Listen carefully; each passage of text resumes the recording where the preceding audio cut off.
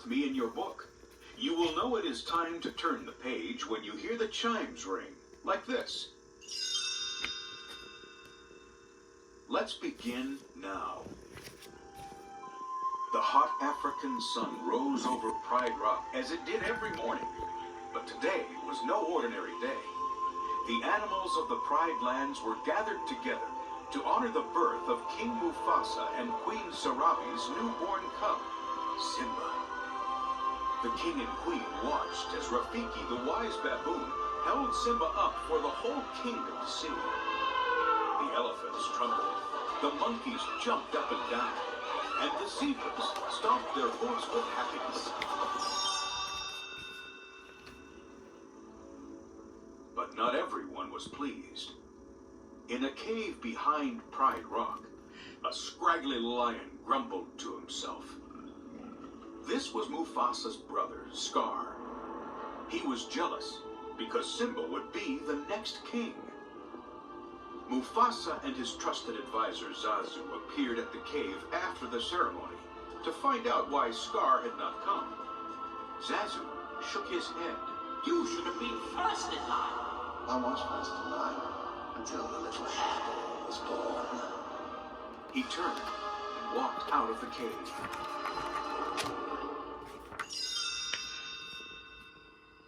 Time passed and Simba grew into a healthy, playful young cub. Early one morning, he and Mufasa climbed to the top of Pride Rock. Mufasa told his son that one day he would be king. Look, Simba.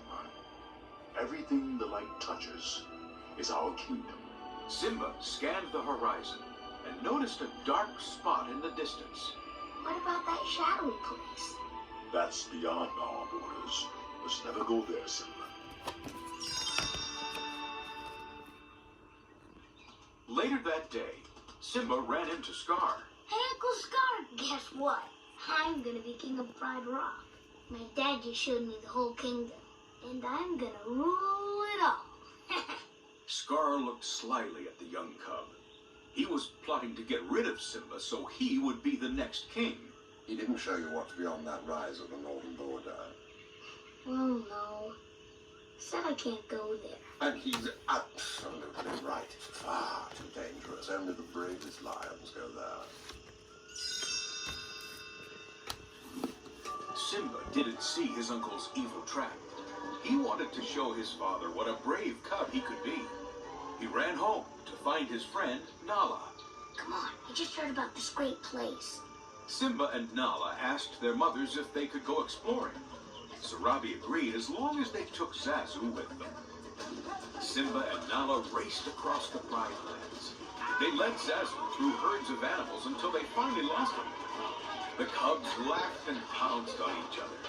They tumbled down a hill and landed in a dark ravine filled with elephant skulls and bones. Simba looked up and gasped. This is it. We made it. Before the cubs could explore any farther, Zazu tracked them down. We're way beyond the boundary of the Pride Lands. And right now we are all in very real danger. Suddenly, 3 hyenas appeared. They were Banzai, Shenzi, and the always laughing Peg. They backed the cubs and Zazu into a corner. Just when it looked as if there was no way out, a giant paw appeared and knocked the hyenas over. It was Mufasa. If you ever come near my son again. The frightened hyenas quickly ran away. As they walked home, Mufasa looked at Simba. You deliberately disobeyed me. I'm very disappointed in you. Simba crawled onto Mufasa's back. Dad, we're pals, right? And we'll always be together, right? Simba, let me tell you something my father told me. Look at the stars. The great kings of the past looked down on us from those stars. So whenever you feel alone, just remember that those kings will always be there to guide you. And so will I.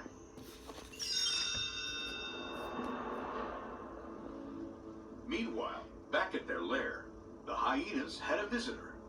I practically gift wrapped those cubs for you, and you couldn't even dispose of them. Scar was furious, but he had a new plan. He warned the hyenas to be prepared. Banzai laughed. Yeah, be prepared. We'll be prepared. For what? Scar glared at the hyenas.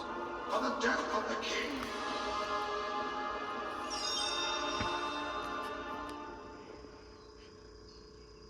The next day, Scar brought Simba to the gorge, where the wildebeests were grazing.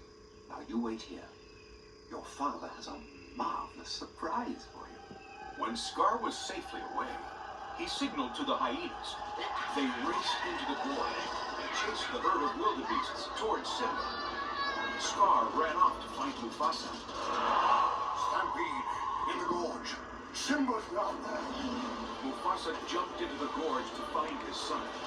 He grabbed Simba and put him on a nearby ledge.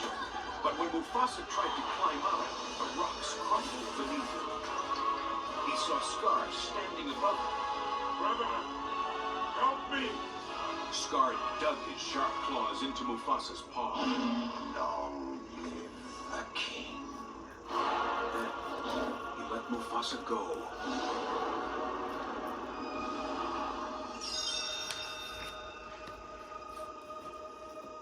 Later, Scar found Simba standing beside his father's body. It was an accident. I didn't mean for it to happen. What am I gonna do? Run away, Simba. Run. Run away and never return. While Scar returned to rule over Pride Rock, Simba did as his uncle said. He wandered until he could not walk anymore. Finally, he collapsed to the ground.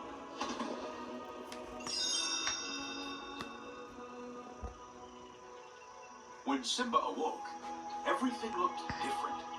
A warthog named Pumbaa and a meerkat named Timon had found him and brought him home with them. Timon explained his motto to Simba. Hakuna Matata. It meant no worries. You gotta put your past behind you. And that is exactly what Simba did. Years passed and Simba grew up. One day he saw a lioness attacking Pumbaa. Simba came to his friend's rescue, but the lioness easily flipped Simba onto his back. Looking up at her, Simba realized that the lioness was his old friend, Nala. Nala was surprised to see Simba. Scar had told everyone that Simba was dead. Why didn't you come back to Pride Rock? You're the king. I'm not the king. Scar is. Simba, he let the hyenas take over the Pride Lands. There's no food, no water. If you don't do something soon, everyone will starve. You're our only hope. But Simba didn't believe he could challenge Scar. I can't go back. That night, Rafiki visited Simba. I know who you are. You're Mufasa's boy. He's alive, and I'll show him to you. You follow old Rafiki. He knows the way.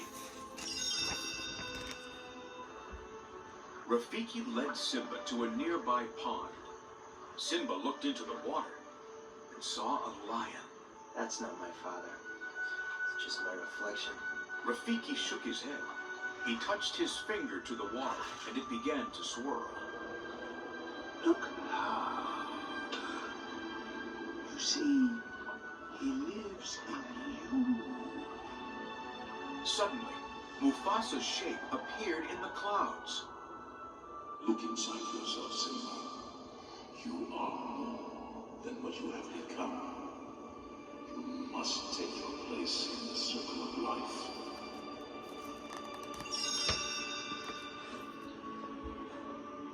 The next morning, Nala woke Timon and Pumbaa to see if they knew where Simba was.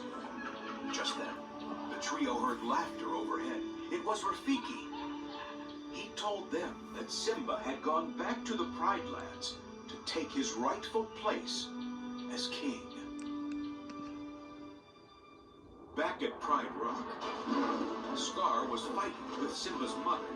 Suddenly, a mighty roar shook the ground. Scar turned. There, on a rock above him, stood Simba. Scar pounced on Simba, and the two fought.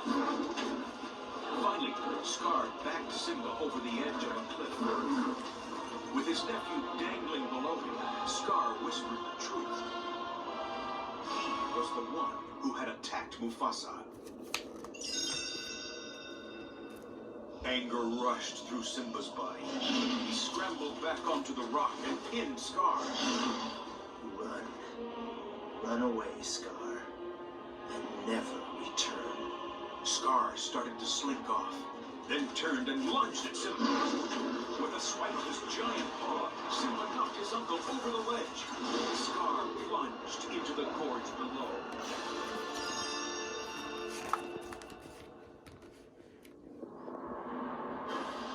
With Scar gone, Simba took his rightful place as king. Before long, the Pride Lands flourished again.